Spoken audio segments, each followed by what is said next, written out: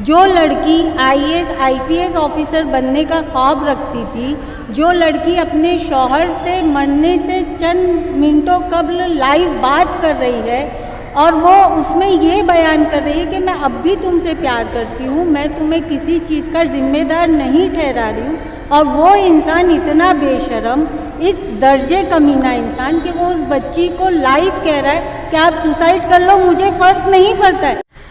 आज हम आपकी एक ऐसी शख्सियत से मुलाकात कराने जा रहे हैं जो खुद पिछले 18 सालों से as a journalist, crime journalist काम कर रहे हैं, और इसके अलावा वो खुद सोशल वर्क का काम भी करती हैं।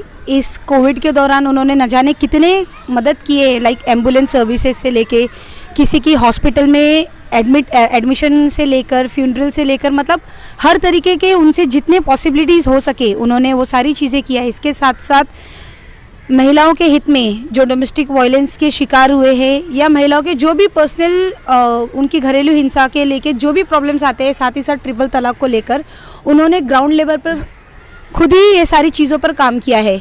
और साथ साथ सादिया जी का खुद का एक परवास फाउंडेशन है जिस पर वो एजुकेशनल डायलिसिस से लेकर कैंसर पीड़ितों तक की मदद करती है।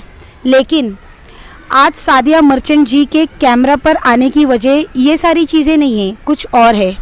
तो आए सादिया जी से जानते हैं इसका असल मकसद। तो सादिया जी, आज आपके कैमरा पर आने का जो असल मकसद है वो आप खुद से लोगों को बताएंगे?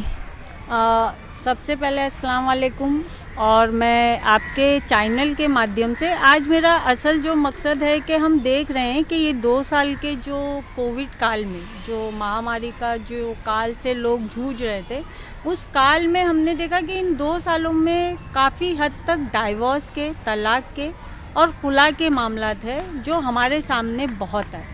और ये मामला ऐसे नहीं है, ये कोई पहली ऐसी बात नहीं, हम कोई नई बात नहीं कर रहे कि इससे कबल भी ये सारे मामलात नहीं हुए हैं। लेकिन इन 2 सालों में हमारे पास ग्राउंड लेवल पर हमारे पास 90 से ज़ायद इस तरीके के मसले मसाइल बच्चों के आ चुके, और हमें अफसोस इस बात का हो रहा है कि इन मुद्दों पर, इन मसलों पर ना तो किसी रहनुमा ने, ना किसी पॉलिटिकल लेवल पर किसी ने आवाज़ उठाई, ना किसी समाजी तंजीमों की जानिब से इस पर कोई एक्शन लिया गया। ऐसा नहीं है कि हमारे सियासी लोग या समाजी एनजीओज इस पर काम नहीं कर रहे, काम सभी लोग कर रहे हैं, लेकिन अभी तक इस मुद्दे को, जो कि जैसे कि हम देखते हैं कि भाई कोई भी बड़ी, आजकल सबसे बड़ा मुद्दा बना हुआ है महंगाई बना हुआ है, कोविड काल में दूसरी दीगर के भाई बच्चों की एजुकेशन को, फीस को लेकर पेरेंट्स परेशान हैं, ऐसे बहुत से मामला थे। लेकिन हम इस बात को भी नकार नहीं सकते कि आज ज़मीनी स्तर पर जो हमारी बहन बेटियों बच्चियों के साथ डिवोर्स के और खुला के जो मामलात आ रहे हैं वो बहुत ही एक अलग ही ख़तरनाक शक्ल इख्तियार करते जा रहे। तो आज मेरा मकसद आप लोगों के माध्यम से यही है कि इस मुद्दे पर मुझे इंशाल्लाह, मैंने काफ़ी परवास फाउंडेशन की जानिब से बहुत सारे काम किए हैं, और ख़ासकर मैं इस इशू पर मैं आगे भी ग्राउंड लेवल पर इस पर काम करूंगी और मेरा काम इंशाल्लाह जारी रहेगा। तो सादिया मर्चेंट जी, आप इतना सेंसिटिव टॉपिक लेकर आज कैमरे पर आई है सामने डिस्कस करने के लिए, जो हर कोई करना नहीं चाहता। तो मैं आपसे पूछना चाहूँगी कि क्या मतलब आपको क्या लगता है कि ट्रिपल तलाक का लॉ जब से एप्लीकेबल हुआ है पिछले 2 सालों से, 2019 से, और उसके बाद कोविड का भी टाइम आया, तो आपका कहना क्या ये है कि ट्रिपल तलाक के बाद डोमेस्टिक वायलेंस में कमी नहीं आई, या ट्रिपल तलाक आने के बाद से इसमें बढ़ावत हो गई है? देखिए, किसी कानून को नाफिज कर देना, हम उसके वो नहीं कर रहे कि वो गलत है। देखिए, हकीकत तो ये है कि जहाँ हम देखते हैं कि ट्रिपल तलाक नाफिज होने के बाद से ये डिवोर्स में कमी आई है, लेकिन उसके बरक्स हकीकत ये भी है कि तलाक के मामला तो कम हो गए, लेकिन उसका नतीजा ये निकल रहा है कि खुला के मामला ज़्यादा आ रहे हैं।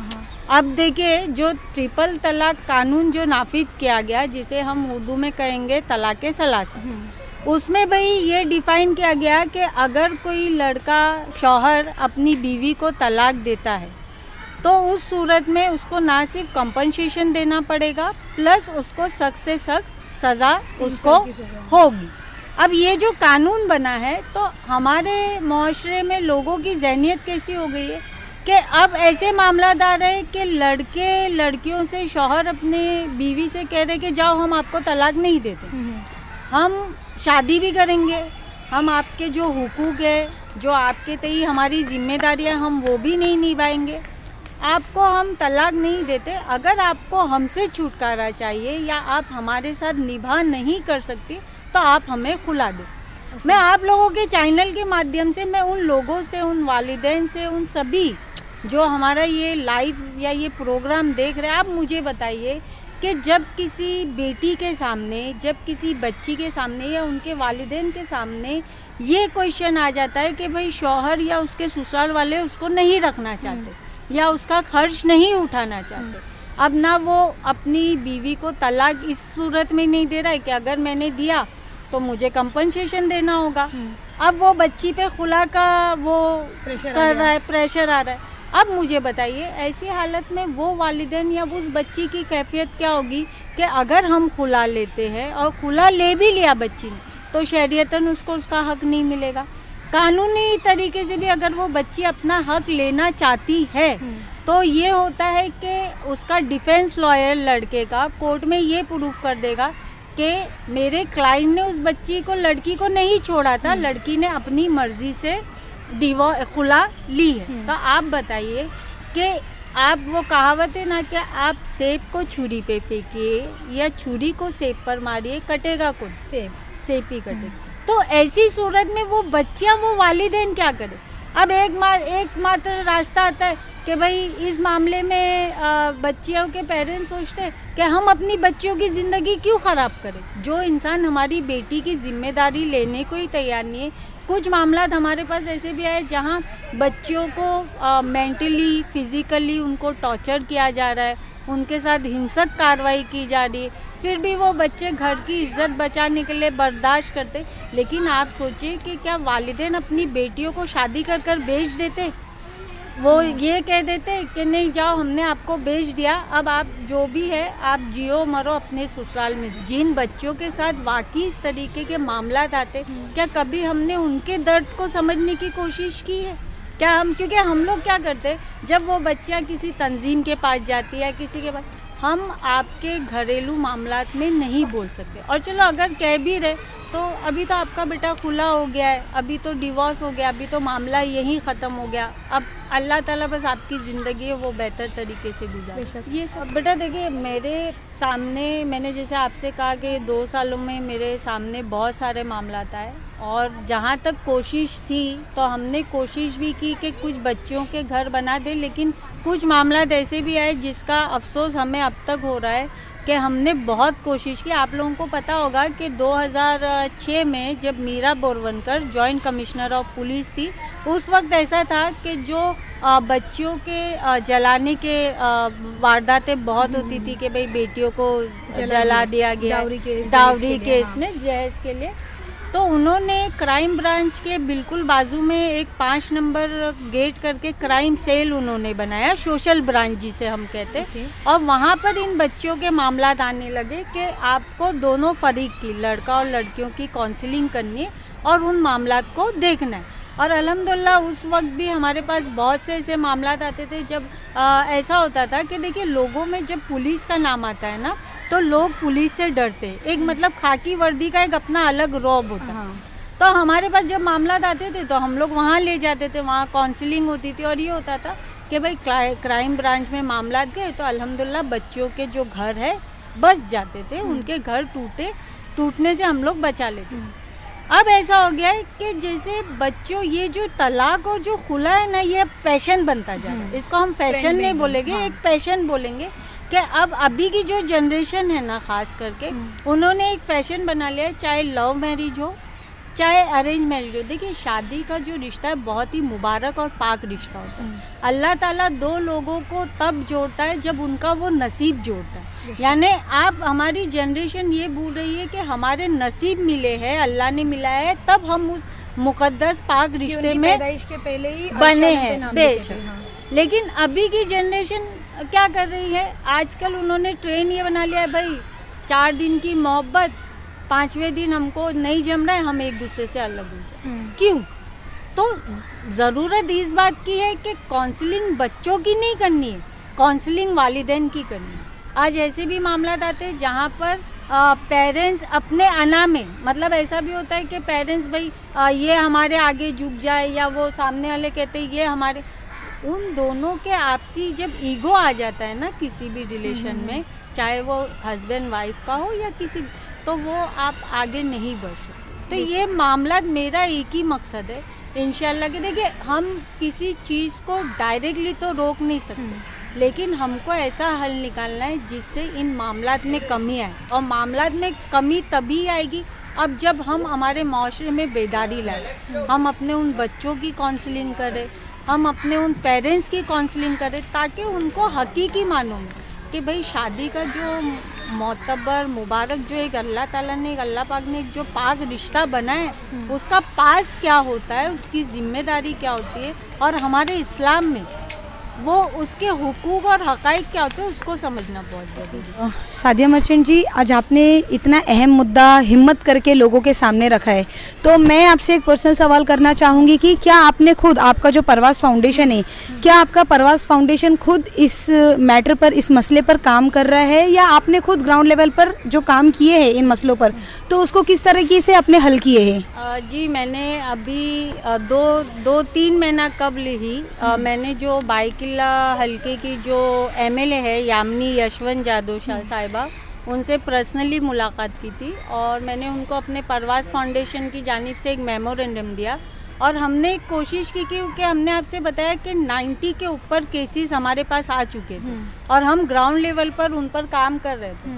तो हमने उनसे एक मुतालबा किया कि आप सीएम साहब को, आप असेंबली में ये मुद्दा उठाए कि भाई जो ये डिवोर्स के और खुला के जो मामला आ रहे हैं, उसके लिए अहम ज़रूरी है कि हमारे पूरे मुंबई में जितने भी सबब एरिया है या जो हमारे लोकल पुलिस स्टेशन है, वहाँ पर काउंसलिंग सेंटर बनाए। वो काउंसलिंग सेंटर बनाने का असल मकसद ये है कि जब हमारे इलाके में, अभी जैसे मैंने आपसे बताया कि क्राइम ब्रांच में है, लेकिन वो एक ही है, उसके अलावा जैसे परेल में है, तो अगर एतराफ़ के पुलिस स्टेशनों में जब इस तरीके के मामला होते हैं, तो भाई वहाँ पर जैसे भाई जो सोशल एनजीओ से वाबस्ता जो ख़वातीन अल्हम्दुलिल्लाह बहुत अच्छा काम कर रही है वो है, जो हमारे मुस्लिम उलमा इकराम या रहनुमा है वो है, उनकी एक टीम बनाई जाए और उनकी निगरानी में, सरपरस्ती में उन बच्चों की और वालिदैन की काउंसलिंग करके ये कोशिश की जाए कि भाई उनके घर टूटने से बचाए जा सके। तो हमने ये मुतालबा उनके सामने रखा और इंशाल्लाह इस पर हमारा वर्कआउट चालू है। तो सादिया मर्चेंट जी का कहना है कि जो बच्चियों के डिवोर्स और खुला के मामला सामने आ रहे हैं, तो उसको शरीयतन तौर पर और कानूनी तौर पर किस तरीके से रोका जा सकता है। एकदम किसी भी चीज़ पर रोक तो नहीं लगाई जा सकती, बट उस पर कमी आ सकती है। तो इनके साइड से जो पॉसिबिलिटीज़ मैम को लग रही हैं, उन्होंने वो सारी चीज़ों को पूरी की है ना मैम? क्योंकि देखिए, जैसे हमने बात आई कानून की, कानून भी सख्त है, सब चीज़ है, शरीयत भी हमारी अल्हम्दुलिल्लाह, हमारी शरीयत ने जो हुकूक हक़ाइक़ शौहर के रखे, उतना ही बुलंद बाला मर्तबा और हुकूक औरत के भी। लेकिन बशर्त ये है कि हमें उन चीज़ों को फॉलो करना है। लेकिन अगर आप सोचिए कि किसी इंसान की ज़हनियत और सबसे अहम होती है उसकी नीयत। मैं फिर से दोहराना चाहूँगी आपके चैनल के माध्यम से कि इंसान की होती है नीयत। अगर आपकी नीयत ही अच्छी नहीं है, आपका जहन ही अच्छा नहीं है कि भाई आपने माइंड सेट कर लिया है कि अब हमको तो हमारी वाइफ को रखना नहीं। जैसे मैं एक एग्जांपल देना चाहूँगी 498 जो अपने ये कानून भी निकाला गया 498 का।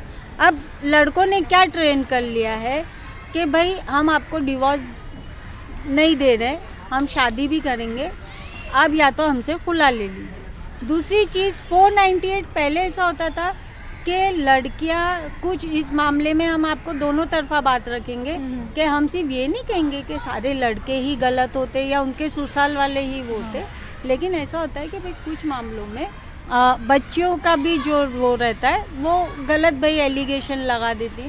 तो ये 498 में पहले ऐसा होता था कि भाई लड़की के कहने पर तुरंत ससुराल वालों पे एफआईआर रजिस्टर हो जाता, बट काफ़ी फेक लेकिन हाँ काफ़ी फेक केसेस आए। उसके बाद भाई सुप्रीम कोर्ट ने एक ऑर्डर रिलीज़ किया कि अब जब भी किसी लड़की अपने ये हिंसक कार्रवाई पर 498 डाले तो आप उसकी पूरी तहकीक करो, छानबीन करो, और अगर उस तहकीक में, उस छानबीन में लगता है कि भाई इन लॉज उसके ससुराल वाले गलत है तो आप FIR कर सकते हो। खासकर मैं अपनी यंग जनरेशन को, आप लोगों के चैनल के माध्यम से हमारे नौजवान नस्ल को, जो चाहे बेटी हो बेटा हो, उनको ये पैगाम देना चाहूँगी कि अभी की हमारे जनरेशन में ना सब्र ज़ब्त का मादा नहीं है, वो अपने गुस्से को कंट्रोल नहीं कर पाते। अभी अगर शौहर ने ऊंची आवाज़ से बात कर दिया तो भाई बीवी ने भी कर दी। तो ये रिश्ता ऐसा है कि अगर एक इंसान का पारा थोड़ा लेवल गुस्से का ऊंचा है तो दूसरा थोड़ा सुलह रहमी से नरमी से बात करे। लेकिन हम ये भी नहीं कहेंगे कि जिन बच्चों के साथ वाकई में ज़ातियाँ होती है तो वो उस ज़ातियों को भी बर्दाश्त करे, क्योंकि वालिदैन ने अपनी बच्ची की शादी इंसान के साथ करके दी, जानवर के साथ करके नहीं दी। तो जहाँ उन बच्चों के साथ नाहक हो रहा है तो वो उस पर आवाज़ भी उठाए। तो मेरी यंग जनरेशन से यही गुजारिश है कि बेटा आप लोग रिश्तों को समझिए। रिश्ते बनाना बड़ी बात नहीं होती है, रिश्तों को निभाना बड़ी बात होती है। और जहाँ अल्लाह उसके रसूल ने, शरीयत ने, इस्लाम ने जहाँ शौहर के हुकूक रखे हैं वही बीवी के भी है। तो वो दोनों को देखिए, गाड़ी के पहिए हैं, अगर एक पहिया भी ट्रैक से उतर गया तो वो गाड़ी आगे नहीं बढ़ सकती। तो ये जिम्मा दोनों का है। और साथ ही साथ सबसे बड़ा जिम्मा आज की तारीख में वालिदैन का है कि आप अपने बच्चों को समझाइए, कोशिश कीजिए कि बेटा शादी ब्याह ये गुड्डे गुड़ियों का खेल नहीं है, आपको एक लॉन्ग ज़िंदगी आगे तक ले जानी। आप यकीन नहीं करेंगे, मेरे पास कितनी ऐसी बच्चियों के भी मामला है कि शौहर ने छोड़ दिया, उस बच्ची के 3 बच्चे हैं, 4 बच्चे। ऐसी सूरत में आप बताइए कि वो बच्चियाँ क्या करेगी, उन बच्चों का मुस्तकबिल क्या। आप अपने बारे में सोच रहे हो, आप अपनी औलाद के बारे में नहीं सोच रहे। और मेरी नज़र में जो इंसान अपनी औलाद का नहीं है वो दुनिया में किसी का नहीं है। तो सादिया जी, जस्टिस फॉर आयशा, वो आयशा जो अहमदाबाद की थी जिसने सुसाइड कर 6 महीने के आसपास का वक्त है कि 6 महीने पहले लोग बहुत जस्टिस फॉर आयशा कर रहे थे। अभी आप महिलाओं के हित में इतनी बातें कर रही है तो मैं आयशा की भी बात निकाली हूँ कि जो हुआ था आयशा के साथ फिज़िकल और मेंटल टॉर्चर को लेकर सारी चीज़ें, और मतलब उसने, आयशा ने तो खुद वीडियो भी बनाया था कि वो सुसाइड कर रही है। लेकिन आप इसको क्या मानेंगी, सुसाइड था या मर्डर था? बिकॉज 6 महीनों में आज शायद आयशा को सब भूल चुके हैं और उसके बाद क्या हुआ वो भी कोई जानने में इंटरेस्टेड नहीं है। देखिए, सबसे पहली बात तो ये कि मैं आयशा के सुसाइड को सुसाइड नहीं मानती हूँ, उसको कत्ल मानती हूँ। जब उस बच्ची ने अपना सारा दर्द उसने लाइव FB पर जब उसने सर्कुलेट किया, उस बच्ची ने डाला और उसने सुसाइड किया, तो उसके बाद लोगों का रद्दो अमल जो उनका एक वो आया कि भाई इस बच्ची ने हराम मौत को इख्तियार किया। बेशक हमारे मज़हब में सुसाइड करना हराम है, लेकिन क्या हमने उस बात पर या उस बच्ची की उस दर्द भरी उसकी आवाज़ पर ध्यान दिया कि क्यों उस बच्ची को मजबूर किया गया? हर इंसान को ज़िंदगी, आपको भी प्यारी है, हमें भी प्यारी है। जो लड़की IAS IPS ऑफिसर बनने का ख्वाब रखती थी, जो लड़की अपने शौहर से मरने से चंद मिनटों कबल लाइव बात कर रही है और वो उसमें ये बयान कर रही है कि मैं अब भी तुमसे प्यार करती हूँ, मैं तुम्हें किसी चीज़ का जिम्मेदार नहीं ठहरा रही हूँ, और वो इंसान इतना बेशरम, इस दर्जे कमीना इंसान कि वो उस बच्ची को लाइव कह रहा है कि आप सुसाइड कर लो, मुझे फ़र्क नहीं पड़ता है। तो आप ऐसी बच्ची की मौत को आप कैसे कह सकती है कि उसने खुदकुशी की है? ये तो उसका कत्ल किया गया ना, क्योंकि उसको मेंटली, ज़हनी तौर पर इतना परेशान किया गया, इस कदर डिस्टर्ब कर दिया गया कि जब आप मेंटली किसी चीज़ को सोचने समझने के लायक ही नहीं हो तो अच्छी बुरी चीज़ में आप क्या फ़र्क करोगे? तो मेरे हिसाब से आयशा का मामला, हमारे लोगों की आदत ये है कि हमारे लोग चमकती हुई चीज़ को सोना समझते हैं और जो दिखता है उसको हाईलाइट करते हैं। या अभी अगर कोई फिल्म स्टार यहाँ आकर बैठता तो यहाँ हज़ारों का मजमुआ लग जाता है, अरे भाई सलमान खान आए, शाहरुख खान आए, लेकिन किसी आम इंसान की आवाज़ को हम आवाज़ समझते ही नहीं। आज जो ये मामला हमारे सामने हमारी बच्चियों के आ रहे, तो उसके जिम्मेदार हम खुद हैं, क्योंकि हम लोग समाज को सुधारने की बात करते हैं लेकिन हम खुद सुधरना नहीं चाहते। मुझे चाहिए कि मैं अपनी खामियों को देखूं कि मेरे अंदर कितनी खामियां हैं, फिर मैं कहूं कि भाई आप बुरे हो। जब मुझे अपनी खामियों को सुधारना नहीं हो, मुझे समाज सुधारना है, तो मैं किस तरीके से तवक्को कर सकती हूँ कि समाज सुधरेगा? जी बिल्कुल। क्या आपको लगता है कि मतलब सारे मामलात में मतलब लड़के या लड़के की वालिदैन ही गलत होते हैं या लड़के के घर वाले ही गलत होते हैं, लड़की कभी गलत नहीं होती है? बहुत अच्छा क्वेश्चन किया। मैं देखिए, जब भी हम तस्वीर का एक रूप देखना गलत होगा, ये हम लोगों के लिए बहुत ज़रूरी होता है कि हम तस्वीर के दूसरे पहलू को भी देखने और समझने की कोशिश करें। तो मेरे सामने सिर्फ यही मामलात नहीं है जहाँ बच्चियों के साथ जाति के या ये मामलात है, मेरे सामने ऐसे भी लड़कों के भी मामलात है जहाँ लड़के इनोसेंट है और उन पर गलत इल्ज़ाम लगाकर उन बच्चों को फंसाया जाए। तो देखिए, हम सिर्फ ये नहीं कहेंगे कि मेरा हमेशा से यही कहना है, चाहे बेटी हो या बेटा हो, आप लोगों को अपनी समझदारी का मुजाहिरा करते हुए हालात को समझना है और फिर उस रास्ते को इख्तियार करना है। आज के बच्चों ने, चाहे बेटी हो या बेटा हो, एक तो आजकल ये आधा खुराफात तो ये नेट ने ख़राब किया है बच्चों को, इंस्टा हो, यूट्यूब हो, ये सब इनको समझ में तो कुछ आता नहीं। 3-4 दिन की मोहब्बत में ऐसे पगला जाते कि 20 माले से कूद देंगे, 25 माले से, और शादी होने के बाद इनको ग्राउंड फ्लोर से कूदने बोलो तो ये कूद ही नहीं मारेंगे। एकदम नेचुरल बात है। तो वालिदैन को चाहिए कि आप जब अपने बच्चों के हाथ में ये मोबाइल दे रहे हो तो आपका बच्चा उससे क्या सीख रहा है, वो अच्छी चीज़ सीख रहा है या बुरी चीज़ सीख रहा है। मैं अपनी गलती का जिम्मेदार आपको नहीं ठहरा सकती हूँ क्योंकि मैं खुद उसकी जिम्मेदार हूँ। आज ये इतने सी बच्चों को, ये 2 साल के ये इतने बच्चों को भी नॉलेज है कि मोबाइल में क्या चीज़ है। आपको, हमको नहीं पता होगा, इनको पता है कि मोबाइल में। तो आज हम अपने बच्चों को जान छुड़ाने के लिए, बेटा मोबाइल ले लो, लेकिन वो बच्चा उस मोबाइल में कर क्या रहा है, देख क्या रहा है, वो तो आप देखिए। तो जिम्मेदार बच्चे नहीं होते, जिम्मेदार वालिदैन होते हैं। उनको देखना है कि वो अपने बच्चों को किस राह पर ढकेले या उनका बच्चा किस राह पर जाए। दुरुस्त हुआ। सादिया मैम, कहीं ना कहीं मतलब लोगों में नॉलेज की कमी है?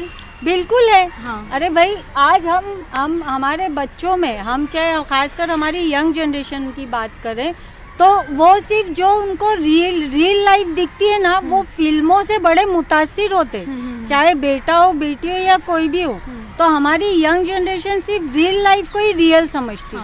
हम हकीकत क्या है वो सोचते समझते ही नहीं। और आज यही वजह है कि जो भी मामला पेश आ रहे हैं, ख़ास करके जो मेरा मुद्दा है डाइवोर्स के, खुला के, वो मामला ना समझी की वजह से आ रहे कि हम में बेदारी ही नहीं है, हम उस चीज़ को समझते ही नहीं या हम अंडरस्टैंडिंग ही नहीं कर पाते। अरे भाई, अगर सिंपल सा एग्जांपल दूंगी कि आपके सर में दर्द है, तो आप डॉक्टर के पास जाकर सर दर्द बोलोगे तो वो उसका इलाज देगा ना। लेकिन जब आप समझ ही नहीं पा रहे कि आपको दर्द कहाँ हो रहा है, तो डॉक्टर भी उसका इलाज कैसे करेगा। तो हमको उस जड़ को काटना है। हमको खाली पत्ते छाटने से हासिल नहीं होगा। तो हमारा मिशन ही है, और आपके चैनल के माध्यम से हम उन जितने भी हमारी समाजी जो ख़वातीन की तंजीम है, हम उनसे, जो हमारे उलमाए इकराम है उनसे, और ख़ास करके जो हमारे एडवोकेट, जो लॉयर जो है, जो आज हमने ऐसे भी देखे जो बच्चों के घर तोड़ने में मतलब उनको ना गाइड करते, बस ये कि भाई डिवोर्स हो जाए। तो ये इन सबसे मेरी मौद्दीबाना अपील है कि बराए करम हम लोगों का काम किसी के घर को जोड़ना है, बसाना है, ना कि बच्चों के घरों को तोड़ना है। तो प्लीज़ ये सारी चीज़ों पर बहुत ज़रूरत है कि हम लोग ध्यान दें, और उस पर ग्राउंड लेवल पर अब उतरने की ज़रूरत है। जब तक हम लोग बेदारी नहीं लाएंगे, मुझे नहीं लगता है कि डिवोर्स और खुला के जो मामला है उसमें कमी है। तो सादिया मैम, आप थोड़ी देर पहले कुछ बता रही थी कि काउंसलिंग सेंटर जो है पहले 498 को लेके और जिंदा चलाने को लेकर काउंसलिंग सेंटर ओपन हुआ था, राइट? तो क्या कहीं ना कहीं आपका ये पूरा जो हम लोग ने अभी मैटर डिस्कस किए हैं, आपने इतनी अच्छी बातें बताई हैं, तो कहीं ना कहीं आपका ये मुद्दा उसी चीज़ को लेकर जा रहा है कि हर एक पुलिस स्टेशन में या नियर बाय हर एक लोकेशन, हर एक जोन में एक काउंसलिंग सेंटर जैसा कुछ हो? हाँ, क्योंकि देखिए उसका एक बेनिफिट ये होगा कि देखिए अक्सर होता ये है कि जब पुलिस में इस तरीके के मामला जाते हैं तो पुलिस उसको सिविल मैटर कह के उसको नकार देती है या वो इन्वॉल्व नहीं हो जाए। हमारा पुलिस को इन्वॉल्व करने का मकसद ये है कि भाई अगर पुलिस स्टेशन में इस तरीके के मामलात आते तो जो हमारे भाई एक एग्जांपल के अगर हम डोंगरी एरिया में रहते, डोंगरी पुलिस स्टेशन में एक काउंसलिंग सेंटर बना दिया जाए, वहाँ के कोई भाई जो समाजी तंजीमों से वाबस्ता है और जो उलमाए दीन है, जो लोग ये माशाल्लाह ये सब शरीयत का दीन का काम करते हैं, उनके कुछ मेंबर सिलेक्टेड लोगों को, जैसे मुस्लिम पर्सनल लॉ बोर्ड जो काम करता है, तो वैसे मेंबरों की एक टीम बनाई जाए और जब ऐसे मामला आया जाए तो वालिदैन की और बच्चों की, खासकर पहले वालिदैन की, देखिए मैं बार बार रिपीट कर रही हूँ कि अब जो ज़रूरत है वो वालिदैन की काउंसलिंग की है, तो ना कि बच्चों जो की। है वो लड़के की वालिदैन है, दोनों की वालिदैन। भाई देखिए घर गृहस्थी जो है, देखिए शादी का रिश्ता ऐसा है कि सिर्फ वो शौहर और बीवी के उसमें नहीं होता है, उनके ख़ानदान के साथ भी वो रिश्ता जुड़ता है, तो उन ख़ानदानों में भी अंडरस्टैंडिंग होना ज़रूरी। अब यहाँ मसले क्या आते हैं कि बेटियों के अगर घर में मामला हो रहे तो अगर जो वेल सेटअप है तो वो अपनी बच्चों से कहते हैं बेटा आपको टेंशन लेने की ज़रूरत नहीं, हम है ना। लेकिन वो बच्चियाँ कहाँ जाएगी जिनके घर के हालात ही इतने ख़राब है, जो वालिदैन अपनी एक नहीं दूसरी और 2 बेटियों के लिए फ़िक्रमंद है कि अगर हमारी एक बेटी घर में आ गई तो हम दूसरी 2 बेटियों की शादी कैसा करेंगे, या उन बेटों का क्या जिन्होंने आज तक मक्खी नहीं मारी और उन बच्चों पर एलिगेशन लगा दिया गया, या उनके घर वालों पर मेरे ससुराल ने और मेरे हस्बैंड ने मुझे मारा है। तो हमारा मकसद ये है कि किसी के साथ भी नाहक नहीं होना चाहिए, चाहे वो बेटी हो या बेटा हो। अगर किसी बेटी के साथ गलत होगा तब भी सादिया मर्चेंट उसके हक में आवाज़ उठाएगी, साथ देगी, और अगर किसी बेटे के साथ भी गलत होगा तब भी सादिया मर्चेंट उसके लिए खड़ी रहेगी, उसका साथ देगी। ये हमारा मकसद है। बहुत अच्छा लगा सादिया मर्चेंट जी आपसे बात करके, और अब देखेंगे कि आपने आज जो इतना अच्छा टॉपिक आपने डिस्कस किए तो इसके बाद इसका क्या हल, मतलब लाइक इस चीज़ में कमी आती है, लोगों को ये सारी चीज़ें सुनने के बाद, समझने के बाद शायद थोड़ी बहुत समझदारी आ जाए और इन चीज़ों में कमी आ जाए। हम यही कोशिश करेंगे। आपसे मिलके बहुत अच्छा लगा।